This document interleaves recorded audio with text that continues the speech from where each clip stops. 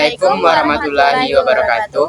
Perkenalkan, kami dari kelompok 8 membahas materi mengenai ketidakadilan gender dalam sistem hukum di Indonesia. Nah, pada kesempatan kali ini kami mengambil kasus Marsinah, seorang buruh wanita Indonesia yang dibunuh secara kejam pada masa Orde Baru tahun 1993. Perkenalkan, nama saya Cindy Nadira Utami dengan NIM 2305299.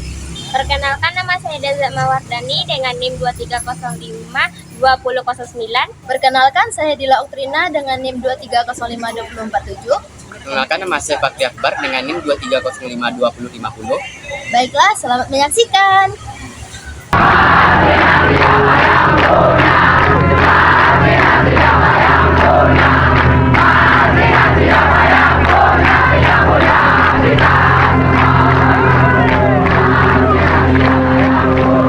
Tani mahasiswa rakyat miskin kota, bersatu padu rebut demokrasi, gegap gempita dalam satu suara, demi tugas suci yang mulia.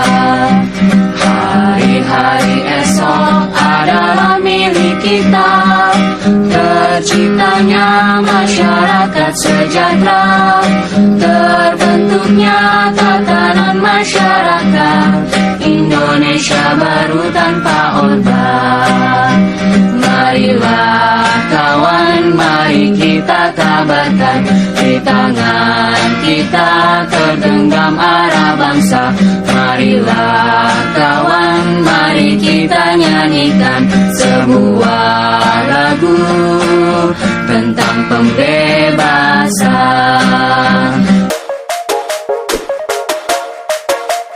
Yang pertama yaitu mengenai latar belakang. Pembunuhan Marsinah pada tanggal 8 Mei 1993 menjadi salah satu luka terdalam dalam sejarah perjuangan hak asasi manusia dan hak buruh di Indonesia.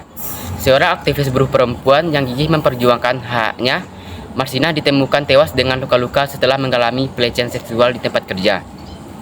Kematiannya yang tragis menyingkap kompleksitas isu gender dan hukum yang masih membayangi masyarakat di Indonesia. Kasus Marsinah menyoroti berbagai permasalahan terkait gender dan hak asasi perempuan di masa Orde Baru.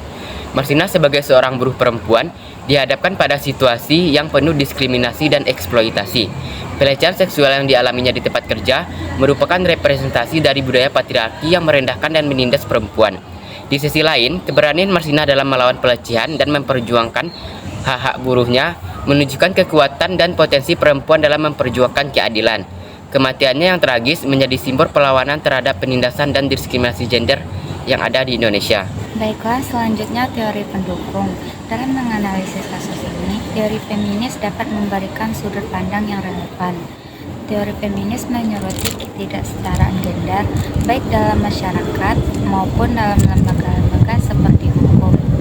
Dalam kasus Marsinah, feminisme menjelaskan bagaimana perannya sebagai seorang perempuan dan aktif buruh memberinya kesetaraan yang lebih besar terhadap kekerasan dan pembunuhan.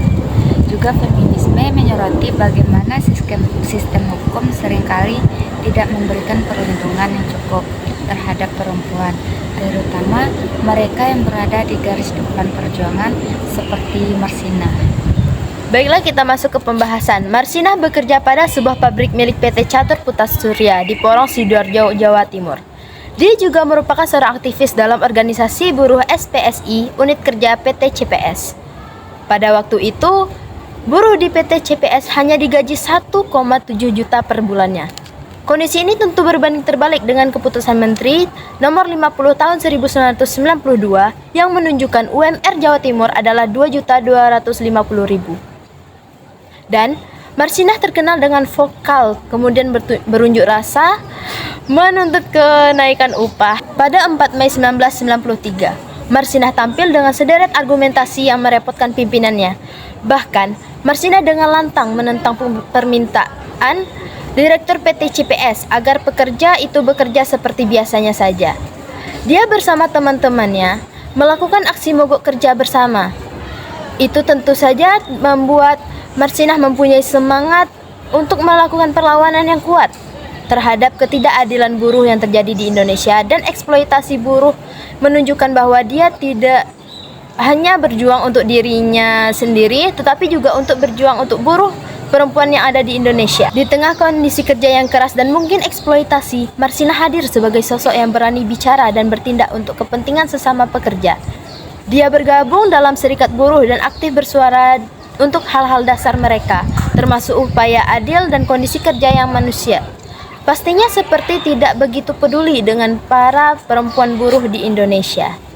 Kesimpulan, ketidakadilan gender dalam bidang hukum di Indonesia merupakan masalah serius yang perlu segera diatasi. Untuk mengatasi masalah ini diperlukan upaya yang komprehensif dari berbagai pihak seperti pemerintah, aparat penegak hukum, organisasi masyarakat sipil, dan masyarakat luas. Dari kasus Marsinah ini adalah contoh strategis ketidakadilan gender dalam sistem hukum Indonesia.